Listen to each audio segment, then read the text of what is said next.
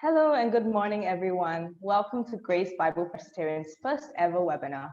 My name is Naomi, and I'll be your host for this session. From wherever the world you're tuning in and whichever platform you're joining us on Zoom or YouTube, we're so glad that you're spending your Saturday with us. In this next hour or so, we warmly invite you to consider, to take this moment to ponder not just the immediate circumstances of the coronavirus, but to journey with us, to ask questions, and to listen with an open heart and consider your response. We're now 2/3 into 2020, and there are no signs or little signs of COVID-19 abating. Will we ever be rid of COVID-19? Does God care about the challenges we are facing in this very strange times, in this new normal? Is God even there?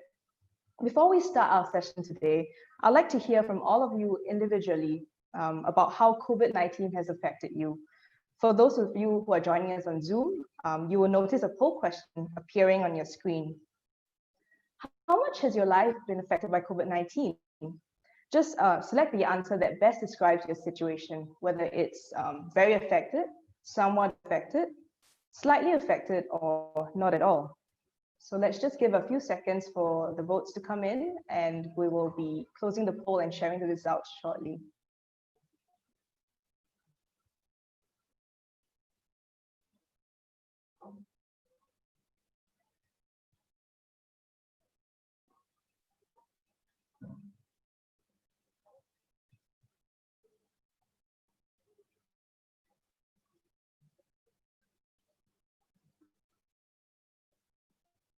Okay, and we have the results. So that was a really quick poll, and it seems the majority of us are somewhat affected. So that's interesting to hear.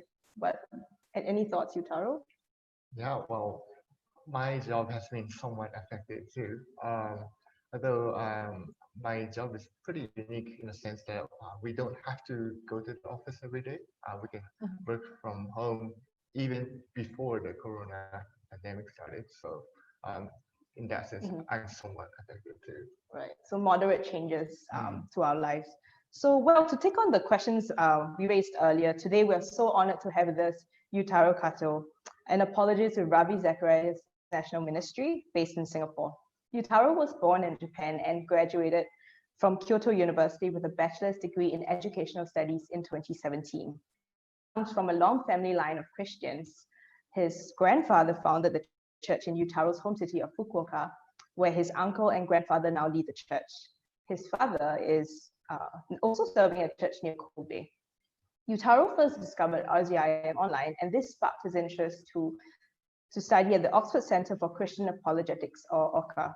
He's the first OCA graduate from Japan. He speaks at universities. Right now, let's get to know Yutaro a little better. You will be also seeing a poll question on your screen for those on Zoom. Choose one that you would like Yutaro to answer, and we'll go with the most popular one. So let's wait for a few seconds for, you will see 5 questions. Just select one, and we'll hear from Yutaro shortly.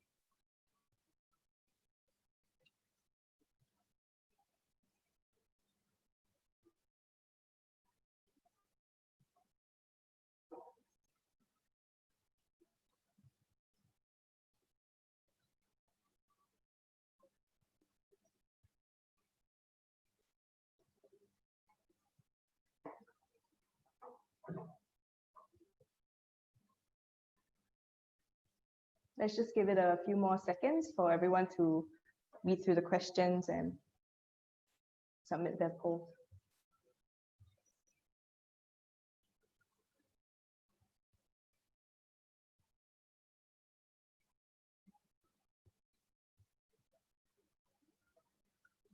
Okay, seems the most popular question that people want to know is, Yutaro, if you weren't an apologist, what alternate career path would you have chosen? That's a great question. I actually studied education at my uni back in Japan. It wasn't because I wanted to be a teacher. I first started to study education and also psychology at my faculty. But gradually I started to feel like this wasn't something that I expected. When I started to study Freud and Jung and all the theories, That wasn't my favorite. So I started to ponder if I could go into like politics and serve, hopefully as a civil servant. So that was, I would say, my first option. I did go to through. I actually applied for the public organizations, which were declined, sadly. Right. Right. Interesting, interesting. Thanks for sharing. So before we head into the main segment, we just have two more questions for you, Yutaro. So maybe I think the question that's on everyone's minds, what exactly is an apologist? What does he or she do? Do you just go around apologizing? Right. Yeah. So apologetics is a term that was driven originally from a Greek word apologia, which means to give or defense for what you believe in. So apologetics is about explaining why you believe in Christian faith. And it's all about clearing away misunderstandings, clarifying what you believe. And so that's basically what I do. I go to universities, I go to the marketplace, I go to churches to explain the reasons for why they believe in Christianity, just like how I clarified the misunderstanding on. Right, right. Thanks for clearing that up. Why? And so the last question we have is, why did you choose Singapore for your ministry, and what was your first impression of Singapore? Right. My first impression of Singapore was that it smelled so good. The first time I reached Changi Airport, the atmosphere was great. The toilet smelled so good. It was I feel like I'm finally in heaven. The air conditioning is perfect. Until I took one step out of the airport, it's so hot, Yes. humid. But it's been great. I love my life here. The food is great. The people are great. I chose to be based in Singapore because I wanted to reach out to the people in Asia. And I had a heart for Japan, but I wanted to have some experience in a country outside of Japan before I go back. And I thought it's going to make sense if I be based in Singapore, where you can communicate in English. Right, right. Thanks, Yutaro. Glad to hear it's not just chicken rice that drew you to Singapore. Okay, finally now for some housekeeping matters. This next 1.5 hours will be divided into two parts. The first part will be Yutaro's sharing, which will be about half an hour, as well as followed by a 40 minutes time of question and answer. So throughout the session, please feel free to post your questions into the Q&A box. You'll also be able to vote on popular questions. Just give it a thumbs up. And we'll try to get through as many questions as possible throughout this session. For those that we didn't manage to cover, we'll be able to share responses from Yutaro after this webinar. So without further ado, Yutaro, the floor is yours. Well, thank you, Naomi, for your introduction and your interview. And thank you all for letting me speak to you for this special Saturday morning. My name is Yutaro, and I am originally from Japan. I was born in Fukuoka, where we have the best ramen in the world. If you are into tonkotsu pork-based ramen, then that's the place you have to visit. And I lived in America when I was little, and I studied in the UK, and I studied theology and apologetics there. And I came to Singapore 2 years ago. So that's why I have this mixture of Japanese accent, American accent, British accent, and now I'm working on my Singaporean accent. So if you are confused by my multiple accents, I'm sorry about that. I just feel so paiseh. And that's the first Singlish I learned here. And it's been a huge privilege for me to serve here. I love my life here, food, things I appreciate about this. Many of you like Japanese culture and the Japanese food. When I was in the UK, the only 3 Japanese words I was allowed to speak was like ninja or sushi or Dragon Ball Z, which isn't actually a Japanese word. But when I came to Singapore, many of you would come to me and say, Yutaro-san, konnichiwa, and then spill out some random Japanese words that you learned from manga and some other movies. But it's really been a huge a joy and privilege for me. And thank you so much for welcoming me with warm heart. It's been an interesting experience to be based both in the East, but also in the West, and then coming back in the East. And since I had this experience of moving from East to West and then to East, I noticed that people from both East and the West seem to have this same question. How can I find true fulfillment in life? Where can I find my purpose of life? And people try to find their fulfillment in a variety of different ways. Some people try to find it in a romantic relationship. For example, Hollywood movies would often tell us that these romantic relationship is the one that would give you true fulfillment. I wonder if you have watched the movie Crazy Rich Asians. Did you like it? Oh, I hear some mixed reviews from my Singaporean friends. Some of them complain because they didn't speak authentic Singlish. But I generally enjoyed most of the part, but not the part when a group of ladies were gossiping in the middle of the Bible study, which wasn't actually how Christians are supposed to live. They truly need to have a serious talk with their pastors. But anyway, it was really interesting how the movie portrayed the pursuit of romantic love coming on top of everything else. It was as if to say, all you need is love. But you might also remember that the main characters were struggling with their family relationship. People from Eastern culture often work really hard to make their parents and relatives proud of them and be approved by the community. Although there is an increasing Western influence across the East, people in Asian contexts are primarily driven by this honor-shame culture. Another thing people find their purpose and fulfillment is money or success. When I moved to Singapore, one of the first Singaporean words I learned was kiasu. Kiasu is, of course, a term that describes the fear of losing out to other people. And to be honest, all of us, to some extent, don't want to miss out in our lives and would work really hard to achieve so that we can feel the sense of fulfillment. I think Japanese culture is also a kiasu culture, and we are taught from a very early stage of life that we have to do our best to go to good schools and go to good universities and work for a good company, and that will make you happy. These are just a few examples of how people look for fulfillment, and there are many other options. From a Christian point of view, they are all good things. Working hard, finding a partner that you would love, or honoring your family, they're all great things.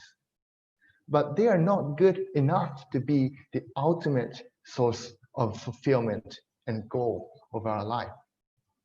You see, when we take something and make it the ultimate source of fulfillment, we are putting all our time and effort and energy and heart and lives to it. And in other words, we are essentially worshiping. Replaced God with this thing, and the Bible calls that an idol. And there are many problems with pursuing idols, worshiping idols for our ultimate fulfillment. And one of them is that the idols would never satisfy us. A psychologist, Tal Ben-Shahar, who was one of the most popular lecturers at Harvard University, introduced the concept of something called arrival fallacy. Arrival fallacy is a false belief that reaching a valued destination can sustain happiness. Dr. Ben-Shahar says this: there are countless examples of highly successful people who experienced depression and turned to alcohol and drugs. Paradoxically, making it actually made them less happy. For a while, they may have been unhappy before realizing their dream. They were often sustained by the belief that once they got there, they would be happy.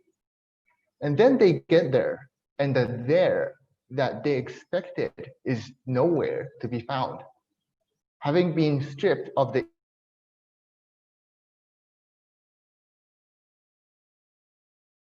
that material prosperity provide lasting happiness, they are struck by the now syndrome, realizing that all their efforts and sacrifices have not earned them the ultimate currency. They sink into learned helplessness. They experience nihilism and resign themselves to the fact that nothing could possibly make them happy, often turning to alternative means that are destructive in an attempt to escape their unhappy state.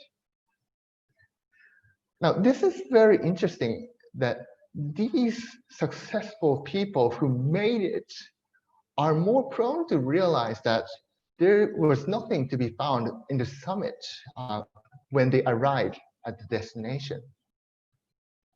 It kind of makes sense that not many of us have fully made it in social or relational sense, and we can still be illusioned by the idols that we face and pursue. It is always those who are pursuing these idols those who are in the process of going on top. But once you reach the top, then you will start to be disillusioned. But I would like to suggest that our recent struggles with COVID-19 have been making us face another problem of pursuing idols, which is that idols are fragile and unreliable. When we are being pushed to face the reality of losing jobs or having to be isolated from your loved ones, you actually see how these things you pursue for your ultimate sense of fulfillment can easily shade away depending on the external circumstances. The news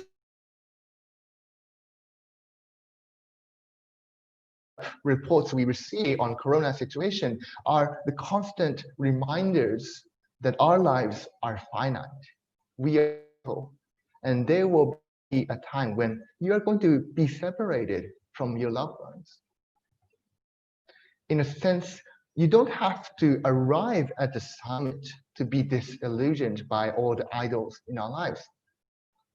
Only the eternal God can give us the ultimate everlasting fulfillment and security. But you may say, wait a minute, doesn't COVID disillusion Christians too?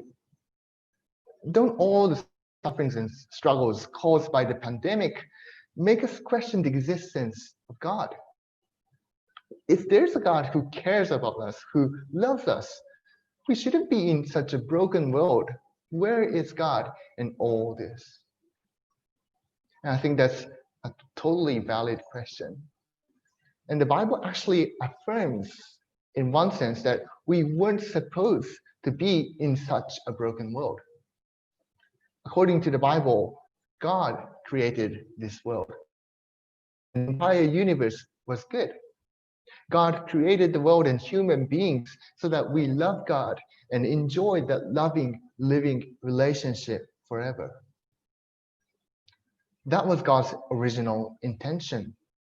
But the problem was human beings rejected God and tried to pursue something other than God for ultimate satisfaction. Now, I want you to imagine that there's a goldfish in a fishbowl. And this goldfish one day says, you know what? I'm pretty bored of being in this water, and I want to do whatever I want and live on my own. And then this goldfish would jump out of the water. Well, he might live for a little while, but eventually he would die because he has to face the consequences of what he has chosen to do. And I think we are in a similar situation when the Bible says that we were meant to be with God. The goldfish was meant to be in the water. It was created to be in the water. And human beings were also created to be in the loving relationship with God. God is the source of every goodness that we enjoy, like love or justice, joy, light, and so on. But when we turn away from God, rejecting the loving relationship with Him, then we will eventually perish because we have to face the consequences of what we have chosen to do. This concept of turning away from God and rejecting to be with Him is what the Bible calls sin. Human beings' sin resulted in the world to be broken and become a place full of suffering. Now, sin is such an unpopular concept that we usually don't want to talk about it that much. But we often understand sin as simply a violation of law or a bad behavior. And of course, that's true, but there's more to it. When the Bible talks about sin, it's not just about our outward behavior, but it's also about our hearts. Whenever we have hatred or pride or jealousy or lust, we are turning our backs on Him. And the worst thing is that we cannot save ourselves from sin and change our hearts by ourselves, just like the goldfish cannot swim back to the fishbowl in the mid-air by himself. And this is how we can start to make sense of the origin of this world and the origin of the suffering and brokenness that we experience.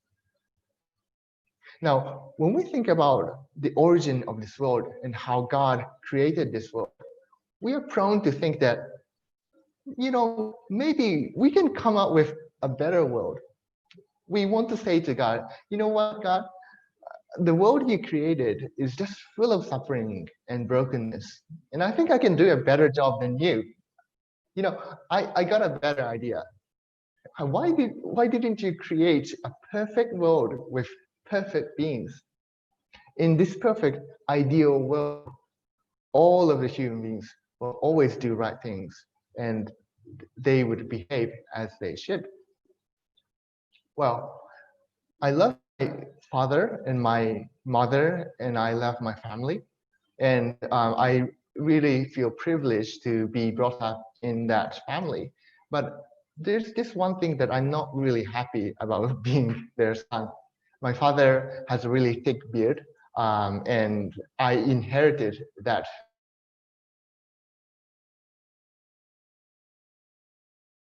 Shave every day and effort and money to have good shavers. And from my perspective, it's a personal opinion, but shaving beards is a little different from women wearing makeups. Because from my perspective, at least, women start from 0 to plus. But guys, when you shave, you start from minus to 0. The ideal scenario you can have is that you can successfully shave without bleeding. And that's my goal every morning. And that's why sometimes I wish I had a father who had less thick beard, a thinner beard, with perhaps a more handsome face, with taller physical features. But the problem was that she might have had a better son, but that's not going to be me. The guy with the ideal traits and the person, Yutaro Hato, would not be the same. You see, when we imagine an ideal and perfect world, we assume that we are included in that scenario. But if you think carefully, you don't really know if that scenario would allow you to take part in it. And I know that I don't even deserve to be in that perfect and ideal world. If you really think that you are perfect in every single thing in your life, my boss and my colleague, Michael Ramsden, says, there's only one way to get you out of that state of self-deception. You have to get married. If you have a spouse or a family, that person would know you inside out. You can pretend like you're perfect outside of your house, but once you come back, then you will expose all your vulnerabilities and shortcomings. I think life is tough, and we all have lived enough to realize that we don't always make good choices. We all have dark sides. The amazing truth is that God, instead of creating a perfect world with perfect beings, God created a world with human beings like you and me. Knowing that this world was going to be full of suffering. Could it be the case that God wanted you?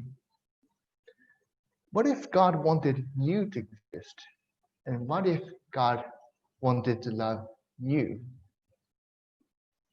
I think that's how we can start to make sense of how broken we are and also appreciate the nature of the perfect love of God. And that is the biblical framework of understanding the general suffering and the origin of suffering. But how do we deal with God allowing suffering to enter our lives? That is a different question. Why won't He end this suffering right now? Why won't He intervene and step into this world, clear away all the pandemics and the diseases right here, right now? Christian God is supposed to be all powerful and all loving, but we see God allowing suffering to enter in our lives in particular ways. Does this mean that God doesn't love us? Or does this mean that God doesn't have the power to prevent evil? Or is it both? God doesn't care about us, nor have the power to prevent suffering. Well, I wish I had an easy answer to this question, but it's always difficult to get our heads around the reason God would allow us to go through suffering. But I would like to share some thoughts to help us think through as a starting point from a biblical perspective. The overarching framework, the guiding principle can be understood from what Paul, one of the first evangelists, said in Romans chapter 8:28. It says, "And we know that for those who love God, all things work together for good, for those who are called according to His purpose."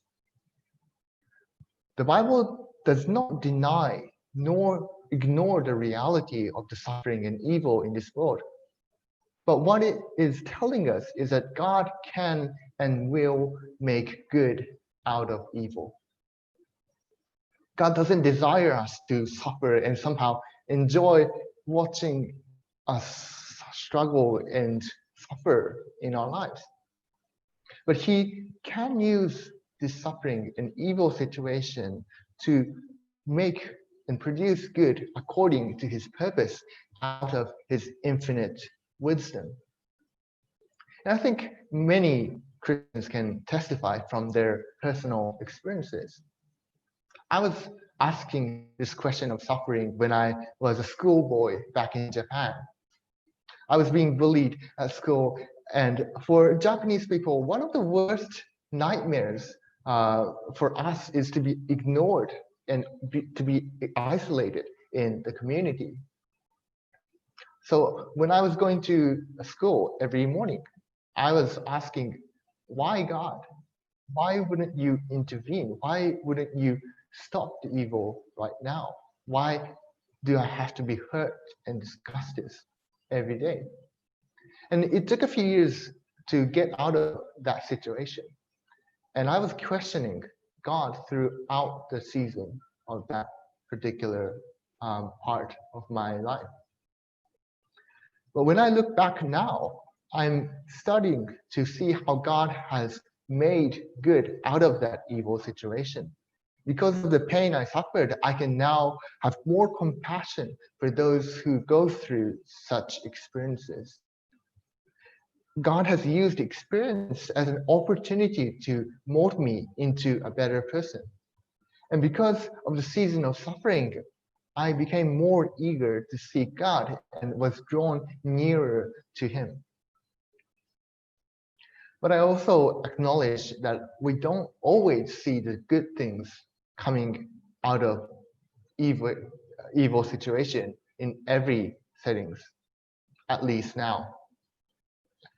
What about those people who lost their lives in COVID-19 or the huge earthquake or a tsunami or a random terrorist attack?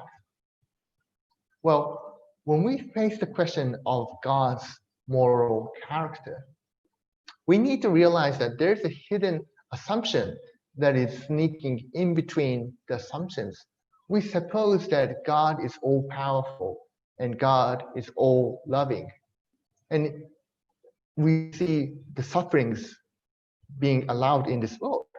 And we tend to conclude that God is neither loving or able to address this situation.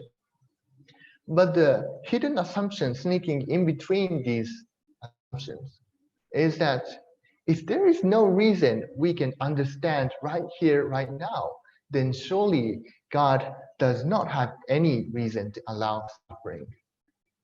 And I think we know, even from our lived experiences, that that's not always the case.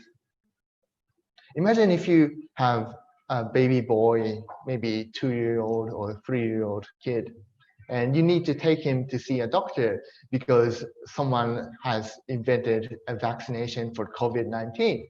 And obviously you don't want him to suffer from this virus. So you would take him to the doctor to get the injection.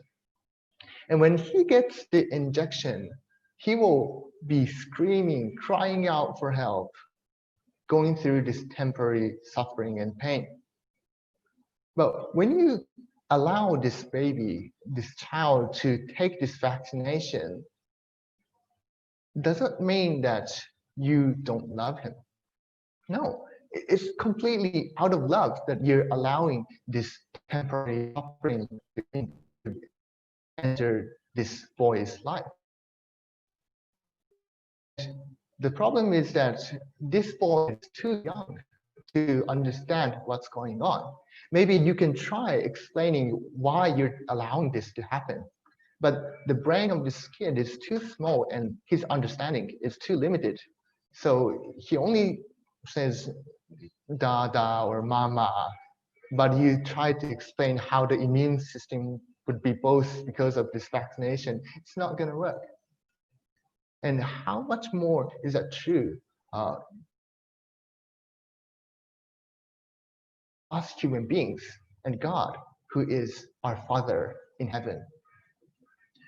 We are limited in our understandings, and we have such small brains compared to the infinite wisdom that God has. We might not understand the question, why does God bring in my life at this particular moment? But that does not mean that God is not loving us and have no reason to allow this to happen. There might be good reasons we cannot understand now, but the reason cannot be that God doesn't love us. When a baby is crying out for the pain when he is taking the injection, how can he still trust in his Father?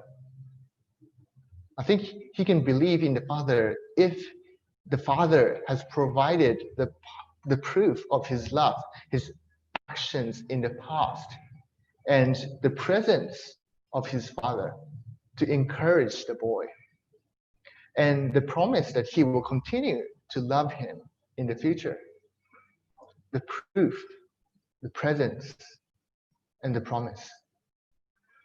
And I believe that God the Father has given us all of these three things. When human beings turned their back on God and sinned against him, God did not say, I don't care about you anymore. You just go your own way. But instead, God came on earth as a human being named Jesus. And he lived a perfect life to be the ultimate substitute. And finally, he was nailed to the cross, being executed, saying that I will take all your sins to make everything right.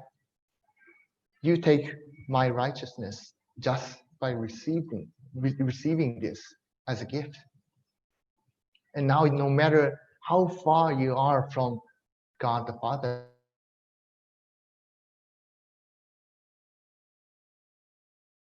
come back to this loving relationship. This is love that God is offering us through the cross of Jesus Christ. The cross of Jesus is the proof of God's love shown in the past. All the idols in our lives demand us to serve them and offer them our time and effort and energy and our lives. And sometimes that will lead us to the point of exhaustion and hopeless destruction. And they will never keep the promise that they made to fulfill us.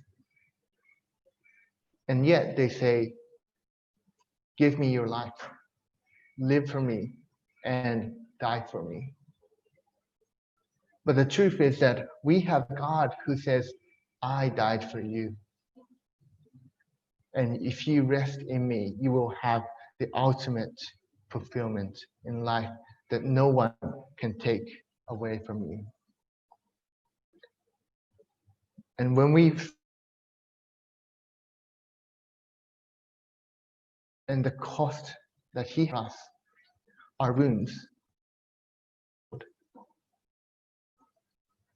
In the book of Isaiah in the Old Testament, it talks about the person of Jesus Christ. 53, it says, he was despised and rejected by mankind, a man of suffering and familiar with pain. Like one from whom people hide their faces, he was despised, and we held him in low esteem. Surely he took up our pain and bore our suffering, yet we considered him punished by God, stricken by him, and afflicted. But he was pierced for our transgressions. He was crushed for our iniquities. The punishment that brought us peace was on him, and by his wounds we are healed. By his wounds we are healed. Maybe you are listening to this talk in the middle of suffering, or maybe you're being hurt by the past painful experiences. Would you come to Jesus to be healed? The presence of God who loves you so much that he would even give his life for you would be a remedy for your hurt experiences. Sometimes it's difficult to find hope in a desperate situation. But the darkest time is the best opportunity to appreciate the light of Christ. The more we learn about the love of Christ, the more we recover from the pain and suffering in life by his comforting hands and his presence. Christ is the one who can heal you and restore you completely with his incredible love. And this is the God who has promised us that in the end of the world, in Revelations, it says, God will wipe away every tear from our eyes, and death shall be no more. Neither there be mourning, no crying, nor pain anymore, for the former things have passed away. Tim Keller, a famous pastor and a writer, says, and I'm basically paraphrasing what he said, and he says, if you want to find out what sort of idols you are pursuing for your ultimate fulfillment other than God, think about your worst nightmare. What scares you to death if you imagine losing it? What is your worst nightmare? What are you looking for your ultimate fulfillment? Can you still have hope when everything is stripped away from you? Ayako Miura, a Japanese Christian writer, shares a story she heard from her friend who visited a leprosy hospital in Japan. This friend met a man who was suffering from severe symptoms of leprosy, and he was over 50 years old. And because of the severe illness, he was blinded and paralyzed, and he couldn't walk or stand or eat by himself. He needed the help of other people. He could read books by using his tongue to touch and read the braille with the help of other people and the support. The only thing this man could do all by himself was to breathe. That was what he could. But when this friend visited this person, she was amazed by looking at this gentleman's face, because the face was shining and sparkling with joy. And the reason was that he had a Bible sitting on his side desk in his bedside. This man with leprosy was in the extreme state of social distancing that we can ever imagine. And from an earthly secular perspective, he has lost everything to turn to for his fulfillment. But no, he had Christ. He had the hope in Christ, and I believe that we have this joy.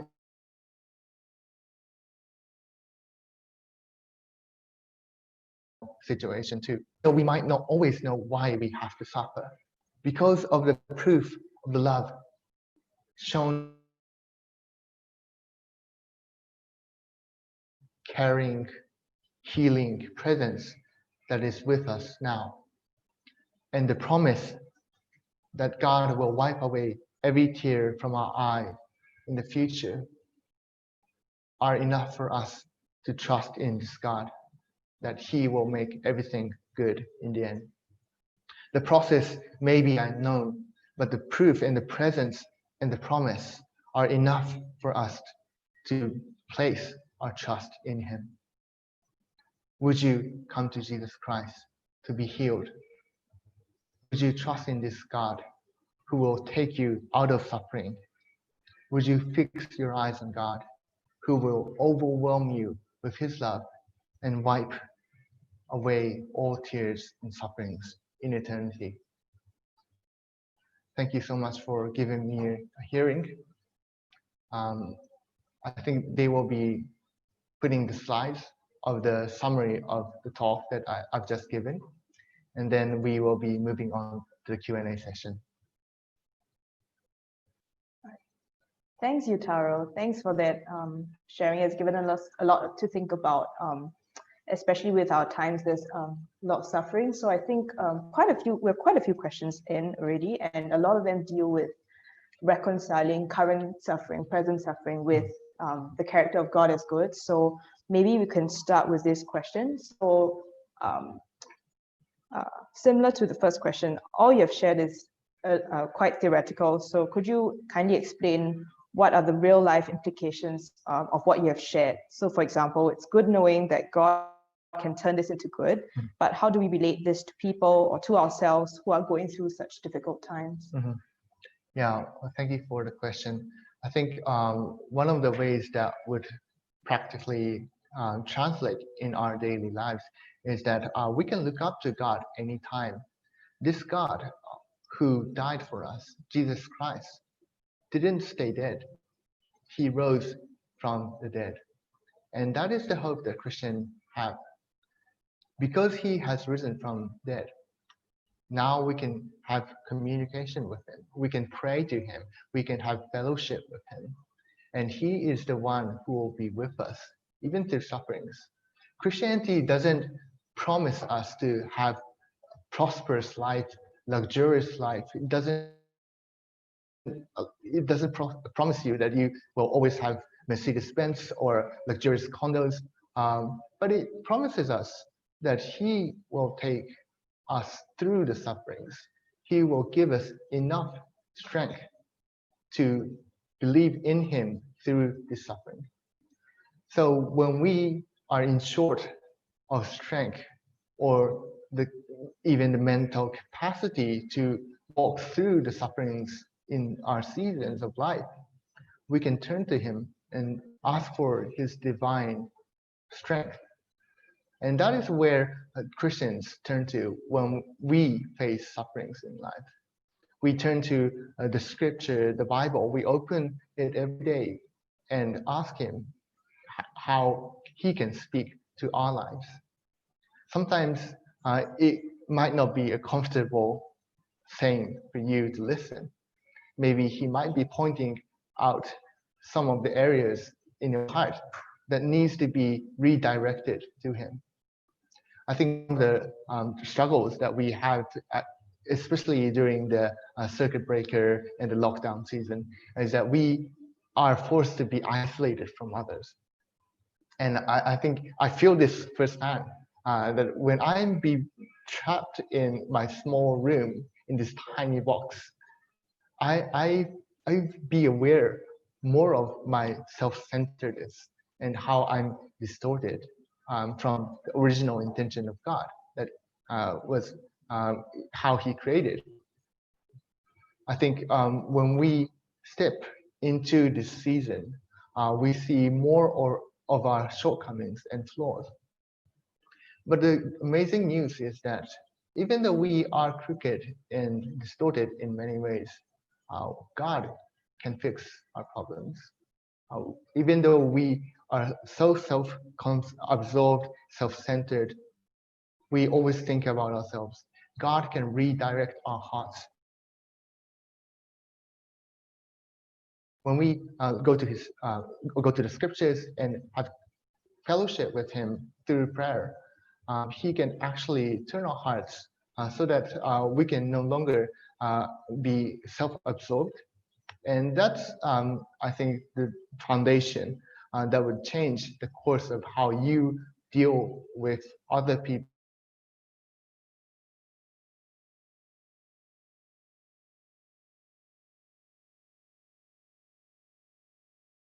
Situations, how do you with extend this comfort to others who are going through suffering, whether it's a real experience of job loss, a family member who is sick. So how would we practically comfort people in this situation? Yeah, I think that's a great question. When we are facing suffering and when we are in the middle of suffering, you don't really need philosophical or theological discussion on the theodicy and the Epicurus' trilemma or something like that. But I think what they need is your presence, to be fully present as a friend or a family member who genuinely cares about that person. I think the first thing we need to do is to listen to their stories, to hear what they are feeling. We don't have to be judgmental and be rushed to say something that is very profound and prophetic or something like that.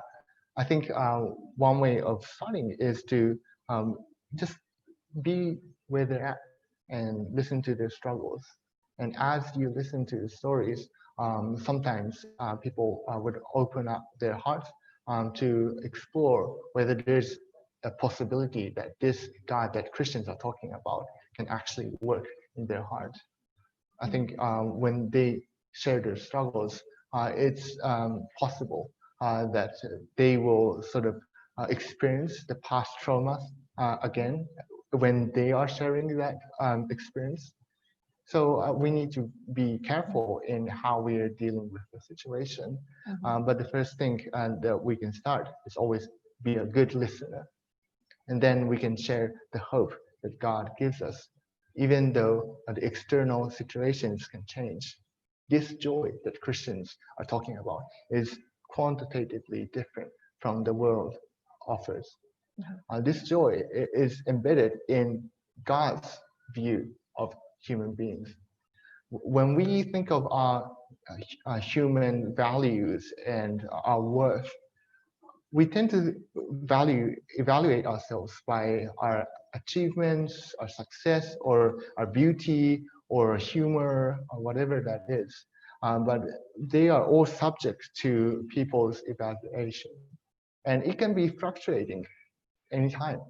You can suddenly lose a job, or you can get divorced, or you can have some sort of awkward moments with your friends. And these can really seriously impact you if you are looking your ultimate source of fulfillment in these relationships. But once you understand that God is the one who gives us worth, then that would give us a total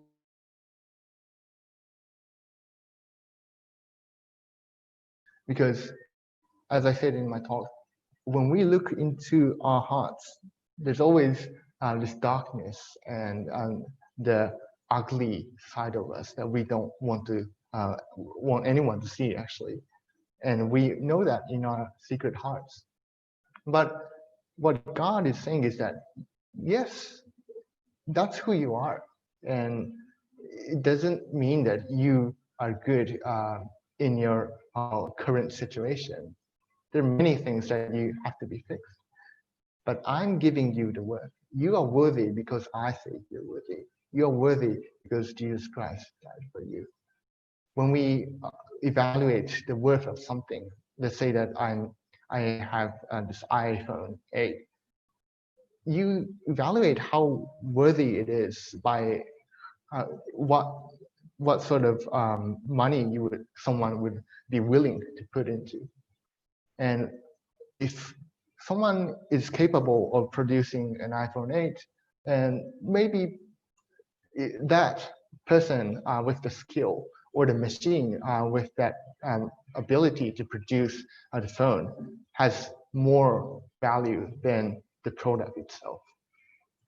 And if we turn that and trace that into our origin, God is the first cause. He created everything. And I think that would make God the most valuable being in existence. And it is this God who died for our sins. And because of his love, we can be worthy. It's not because of who we are or what we have achieved, but it's because of what God has done for us. I think that's a really good response. And I think now, especially in our times, some of the questions that people may be facing are the loss of hope, I think. And sometimes people might be asking questions like, what if dying seems to be the best option?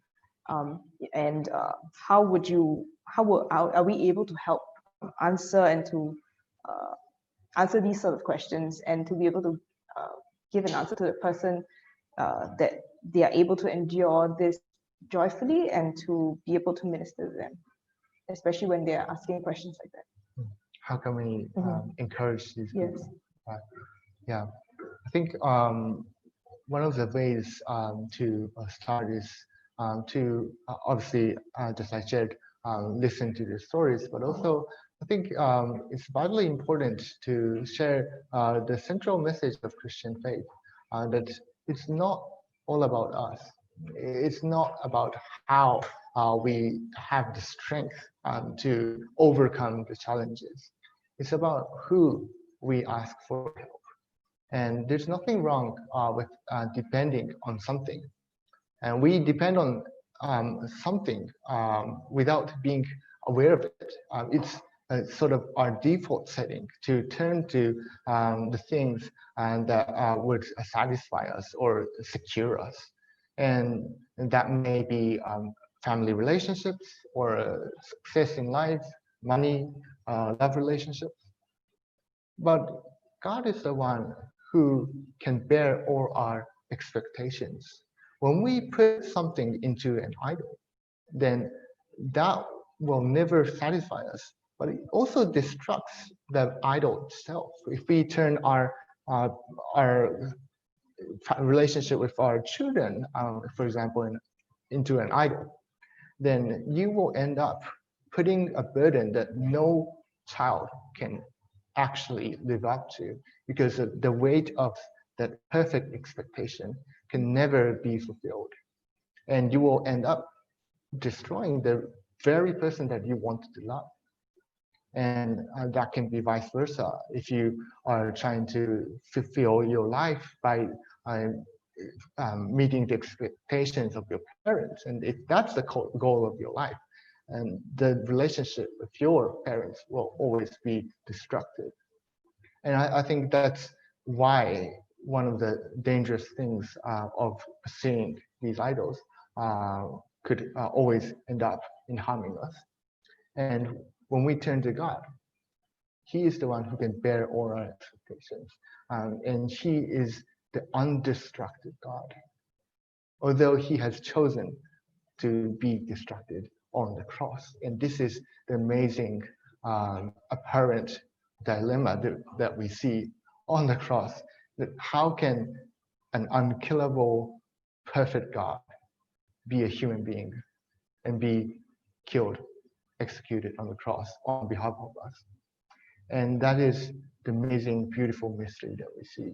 That because of this God who has given us all, there's nothing left for Him to give, because He is the perfect, the most valuable being in existence.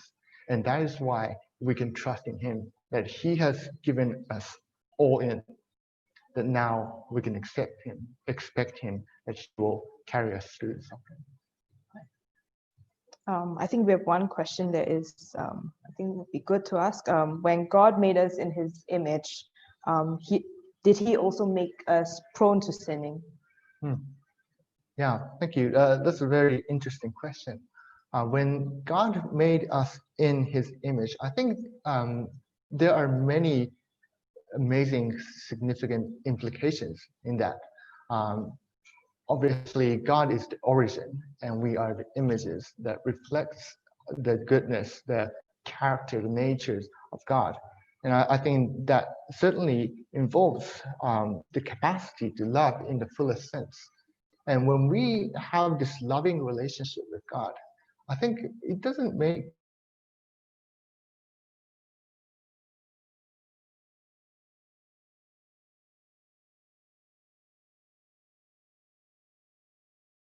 it is a forced free agents. So they had the capacity to choose whether to be with God or not.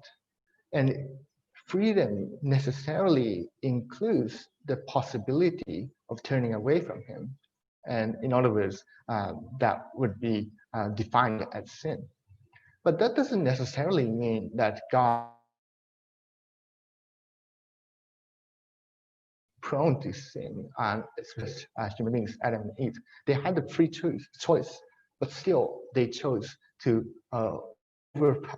have the attempt to overpower God. That was the issue of pride right there in the Garden of Eden, and that is recorded in the Bible. So I think the nature of freedom requires this possibility of turning away from God. But what God is inviting us to have is to take that initial freedom into His hands and say that I want to choose you because you have chosen us. You have died for us, and we want to respond to you. I think that's the heart of the gospel message, that it's not about what we have done, but it's all about what He has done. So that is why we can turn to Him with confidence, that if we want to choose this free relationship that God offers us, and then He will be the one who sustains this relationship. Right. So I mean, definitely we are choose, as in the love is the freedom to choose to obey and to honor something. So for example, one example would be honoring family in our context. So how can we choose to honor our parents and be a blessing to them while also enjoying God's freedom from their toxic patterns? So, Right. Yeah. Yeah, thank you. That's a great question. And I think people, especially in an Asian context, would struggle a lot with this question. I think I personally struggled with this question myself. Um, I think we are prone to seek for approval of other people in Eastern contexts, especially our families. And there are some legitimate validated expectations, but there are other unrealistic expectations. So I think one way to live as a Christian is to set the priority right. Um, I think it was Saint Augustine who describes the essence of sin as being having a wrong priority, a disordered love. So if you love something other than God and prioritize that, and that's going to be the source of what you would experience in sin. So if you put God above, if you put family or your parents above God, then that's a red light. I think that's a very dangerous situation that would break your relationship, the healthy relationship with the family. So first you need to set the priority right. And then next you have to seek what would be pleasing in God's eyes. The Bible says that you are called to honor your parents. That's actually in one of the most important laws given to the Israelites, the God's chosen people in the Old Testament. And I think that is reiterated in the New Testament too when we read the epistles, the letters written by Paul. So when we see these gospel biblical principles, honoring your parents are very important things.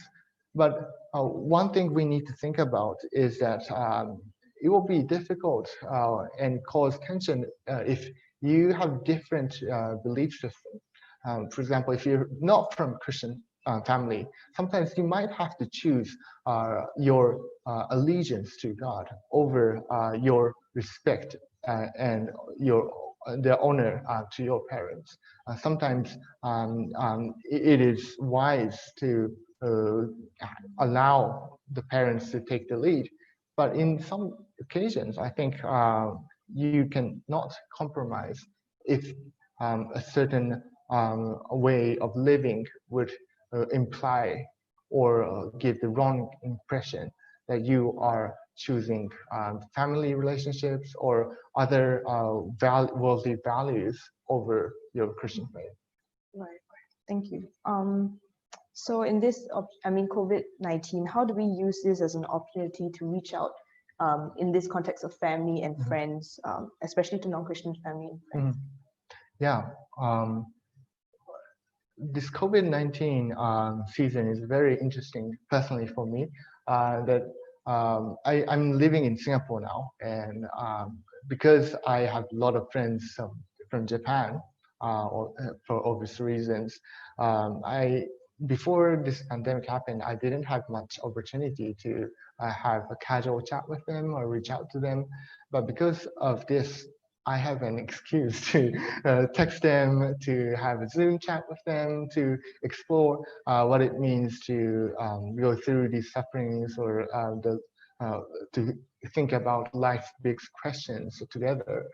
So I think one way of doing this is to ask them to just see what they're up to, if they're doing okay, just to share your life stories. And that's just a starting point. And there are a lot of opportunities when you can share your experiences of how you have been serving God and how you have been enjoying the relationship with God. And that's what Christians would call sharing testimonies, sharing their lives and lived experience of the fellowship with this living God. And I think that's actually the God-given opportunity for us it's interesting that in this particular season, we are sort of forced to be isolated in a physical sense. You go to a local church here in Singapore, and it's a small church. We have probably 50-ish people for our congregation.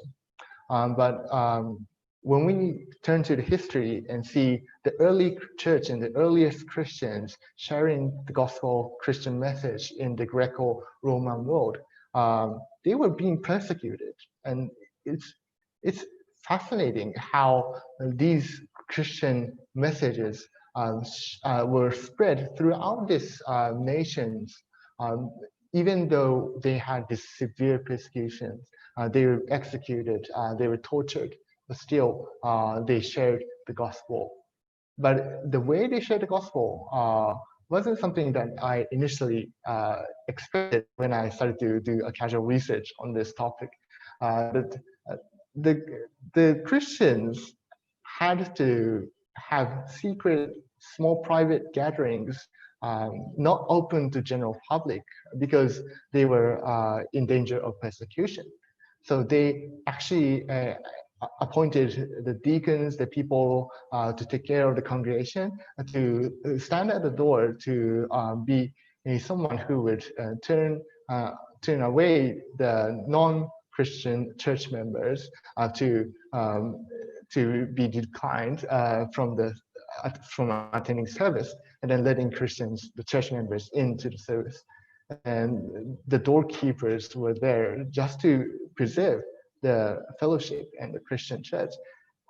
But in spite of that, the Christian population just exploded. And I think that's a very interesting sign of how God can operate, even in the situations where it seems to go against the odds. And I myself serve at the local church. I am at the church board, and I also have to be the one who would turn people away from the attending church services if they go over 50, because the government has required us to meet under this number, and there's this strict restriction. But still, I think this is the time for the Christians to face this test of God, to see how genuine we can be a witness to this world. One of the reasons the early Christians were spread out in this Greco-Roman world was that a historian named Rodney Stark evaluates that these people were being witness to the non-Christian world through pandemics. When they had epidemics, Christians were the one who stayed at towns and at cities where the secular doctors were running away from this epidemic because they didn't have the moral framework to stay, to risk their lives, to give their lives for the poor, for the needy who were in danger of life. And because the Christians were boldly serving the community to be the light and salt to the world, the near Christians had a likely possibility of survival. If you have had a Christian neighbor or a Christian friend or a family member, the odds of you surviving the epidemic skyrocketed. And I think that's an amazing testimony of the early Christians. And I think that's the challenge that we are receiving from God, from history, that yes, we are in a situation that we have to ask people sometimes to be declined of their proposal to attend church services. But still, can we be a good witness to the people? Can we live out the gospel Christian message that God has given us?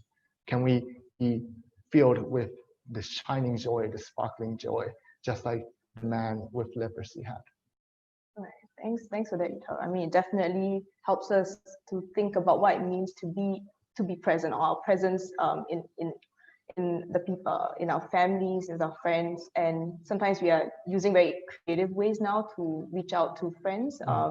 I mean, I think one of our youth shared, I think he has done what I think a house party evangelism. So I mean, there are now a lot of ways to connect with friends, play games online, and I think that has become a new way for people to I think spread some cheer as well as to be present in their friends' lives. So I think that's definitely has forced us to kind of think a lot about how to reach out to our friends in this time.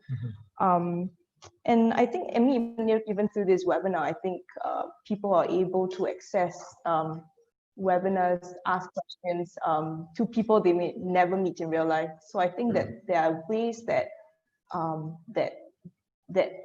we are able to reach people beyond very physical boundaries, even though we're all isolated. So I think that's a great opportunity there. And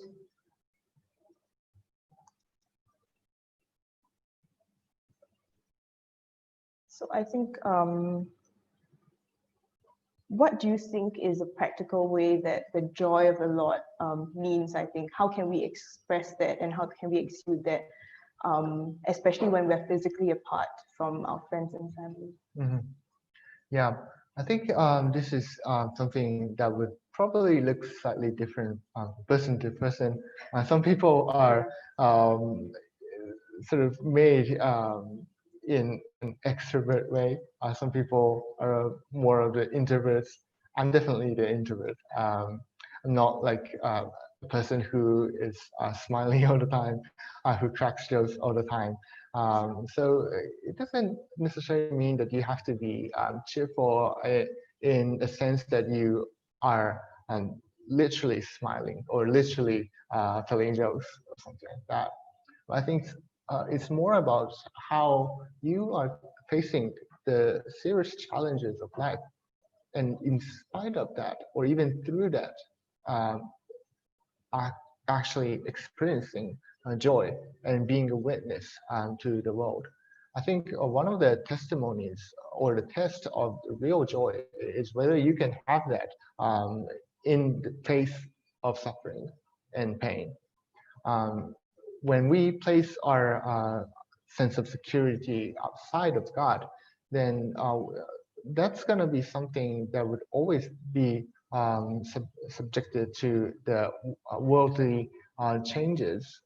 But when we place our hope in God, then that's the security that we can always have. And even though we are facing suffering, we can still have that joy, which is transcendent. And Paul actually speaks about this joy in one of his letters, that he basically says, yes, we are in suffering, and yes, we sometimes be tortured, we become stripped naked, we have had shipwrecks, but in light of this and in these experiences, we still have joy and trust in Jesus. And I think that's a true way of showing what it means to be a Christian. That it's not about how smiley necessarily you are, but it's about how you are grappling with these issues and still having hope, the gracious word from the scripture being embedded in your life, and whether that flows out from you, even in that situation. Mm-hmm. Right. I mean, that's definitely a good perspective to have. How would you describe this sort of mindset practically? What would it look like, especially when we are looking at how COVID looks to drag on indefinitely, at least from our perspective right now?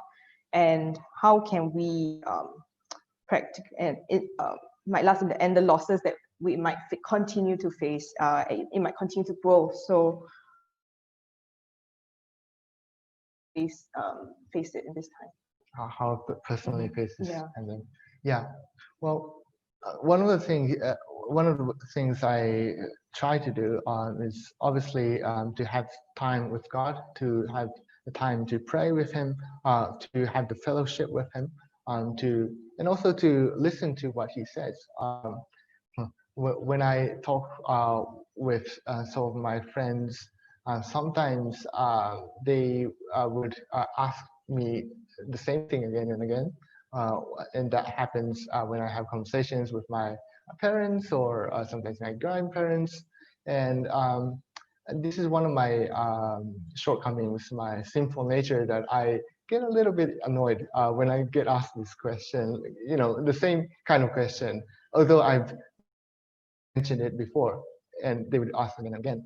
But if I flip that to God, I think I'm doing the same thing again and again to him, that he has stated everything he needs to communicate to us through the scripture. And I'm saying in my heart that, God, what about this? What about that? And he's like, I've written everything here.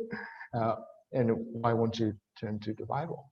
And I think that's a good reminder, personally, for me to have this really real understanding that God can speak to us through the scripture today. It's by his Holy Spirit that he will convict us, he would guide us, lead us through what he has already communicated through the scripture. And he is the one who reminds us of particular verses of scriptures to sometimes encourage us, sometimes to lead us, to convict us, to be a better image bearer of God. And the other thing is that we are primarily created to love God, to serve him, and to enjoy that relationship with him. But that's not the end of the story. When Jesus was asked what is the most important law written in the Bible, he answered, love your God before your heart, before your soul, before your mind, before your strength. But he said, and the next thing that comes is to love your neighbors as yourself. So we are invited to have this loving relationship with God. And this is the vertical relationship. And we are also invited to have the horizontal relationship with each other. And we are meant to be in a community.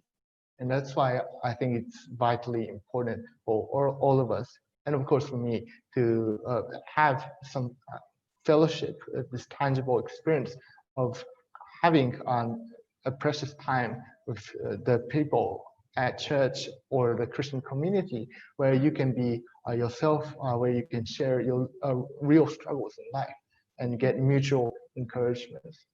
So I think that's been something that I've been working. I'm not an expert, so it's not my natural tendency to go to these Christian gatherings or fellowships, but I would try to sometimes initiate having some lunch or dinner with my church friends.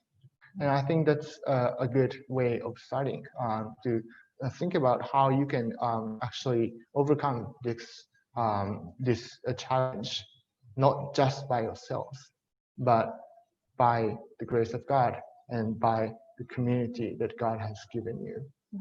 And that's obviously a blessing that you can be in that community. Speaking of community, we have a question that comes from a friend, Ruth. I believe that you have met her virtually. So her question is, what do you think of online Sunday service and people who think that our spirituality isn't necessarily being impacted by the online service? And do you actually think that the online service would be a new way to theologize fellowship?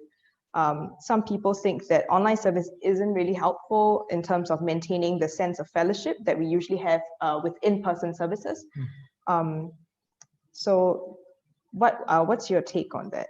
Yeah, well, I think online services are real challenges for many churches that for very practical reasons, it's hard to get the cameras right, the sounds right. It's a huge burden, and also a challenge for people who are serving the church to get everything right. So definitely that's there. But also, I think there's a challenge for the people who are on the receiving end, so to speak. That I think we are being challenged to see how we are proactive in this act of worship.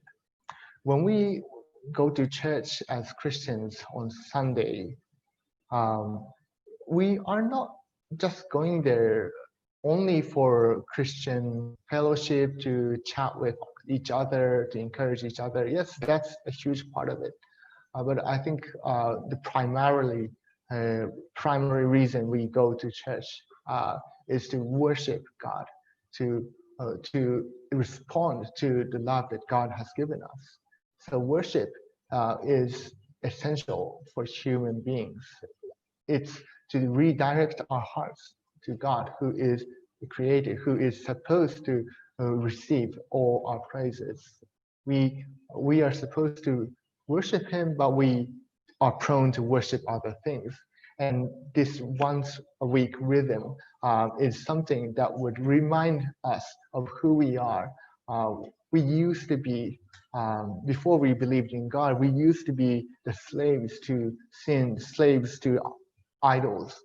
But as we see in Deuteronomy chapter 5, the Israelites, the people of God, were having this Sabbath day once a week to be reminded of who they were. God liberated them from Egypt.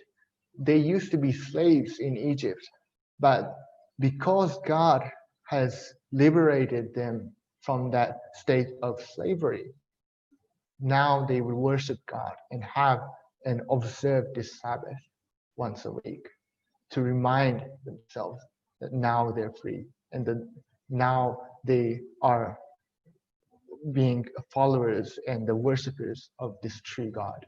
And I think that's also what Christians do at Sunday, or many cases Sunday. Doesn't have to be Sunday, I think. But when we worship, either virtually or physically, we are reorienting our hearts to God. And I think that's what we have to be really careful of when we worship in our house. I think I'm speaking to myself too, but it's easy to just be casual, and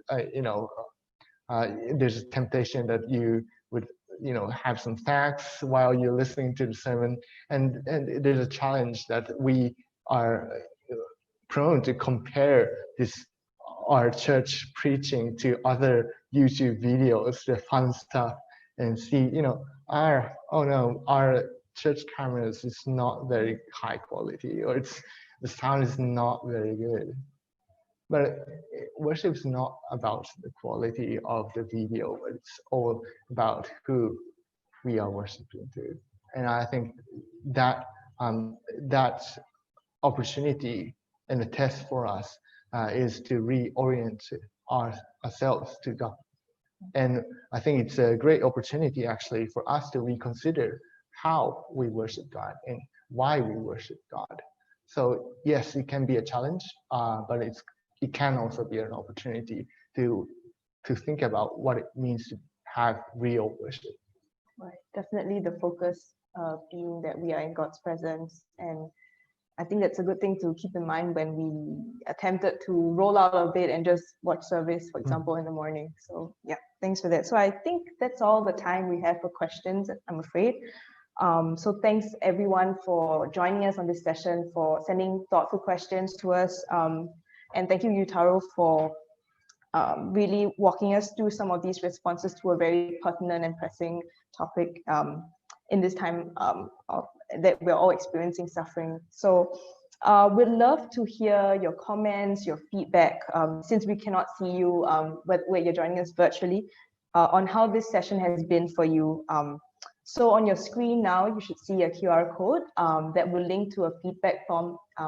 Do share with us how this has, what you kind of walked away from this and your experience. It'll be really helpful for us to hopefully have better events, as well as see how we can answer to some of your needs that may not have been met during this webinar. So this will just take less than 5 minutes. It's a multiple choice. So just do send in your feedback shortly on this video.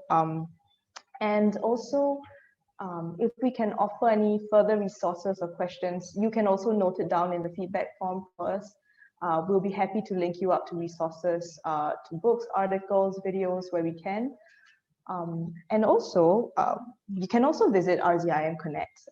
They also have great in-depth resources, articles, frequently asked questions on Christianity that you could look through, especially if they pertain to other topics that weren't covered today during today's webinar. And they will be happy to, you will be able to find some answers there as well.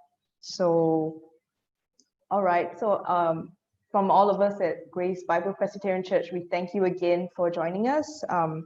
Thank you for being a great and respectful audience and for sending great questions.